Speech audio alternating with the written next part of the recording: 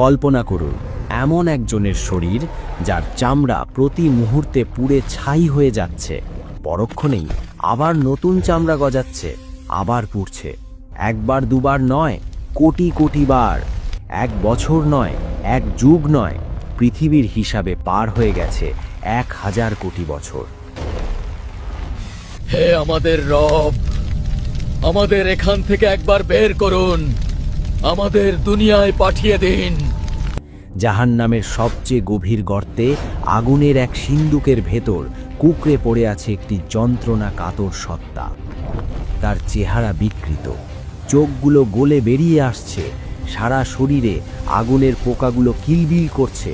সে চিৎকার করতে চাইছে, কিন্তু তার গলা দিয়ে কোনো আওয়াজ বের হচ্ছে না, বের হচ্ছে শুধু ফুটন্ত ধোঁয়া। কে এই সত্তা? এ আর কেউ নয়, এ হলো সেই অভিশপ্ত ইবলিস, যে বলেছিল, আমি আদমের চেয়ে শ্রেষ্ঠ। কেন আমি নত হব হই নগণ্য মাটির পুতুলের সামনে? আজ 1000 কোটি বছর পর তার সেই অহংকারের পরিণতি কি? আজ সে জাহান্নামের গভীরে কি করছে? সময় বা কাল দুনিয়াতে আমাদের কাছে খুব দামি, কিন্তু আখেরাতে, বিশেষ করে জাহান্নামে, সময় বা টাইম এক অভিশাপ। আল্লাহ তাআলা ইবলিসকে কেয়ামত পর্যন্ত হায়াত দিয়েছিলেন। সে তার হায়াত শেষ করেছে পাপ আর ধোঁকা দিয়ে, কিন্তু বিচারের দিন শেষ হওয়ার পর যখন অনন্তকাল শুরু হলো, তখন থেকে শুরু হলো তার আসল লাঞ্ছনা। আজ আমরা ইতিহাসের পাতা আর হাদিসের ইঙ্গিত থেকে এমন এক দৃশ্য আঁকব যা দেখলে আপনার রক্ত হিম হয়ে যাবে।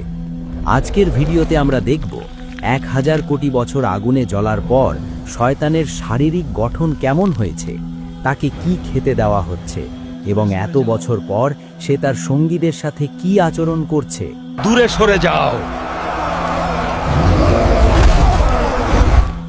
আল্লাহ তাআলা কেন তাকে কুকুরের সাথে তুলনা করবে? আর কি বা হবে তার শেষ ভাষণ? জাহান্নামের স্তরগুলোর মধ্যে সবচেয়ে ভয়াবহ স্তর হল হাবিয়া বা অতল গহ্বর। দুনিয়ার আগুন যার কাছে বরফের মতো মনে হবে, এতটাই উত্তপ্ত সেই স্থান। মুফাসসিরগণ বলেন, ইবলিসের শাস্তি হবে সবচেয়ে কঠিন, কারণ সেই সব পাপের মূল। 1000 কোটি বছর ধরে সে একটি বিশেষ শাস্তির মধ্যে আছে।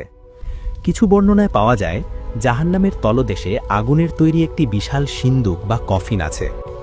ইবলিসকে সেই সিন্দুকের ভেতর ঢুকিয়ে তালাবদ্ধ করে দেওয়া হয়েছে। কেন জানেন? কারণ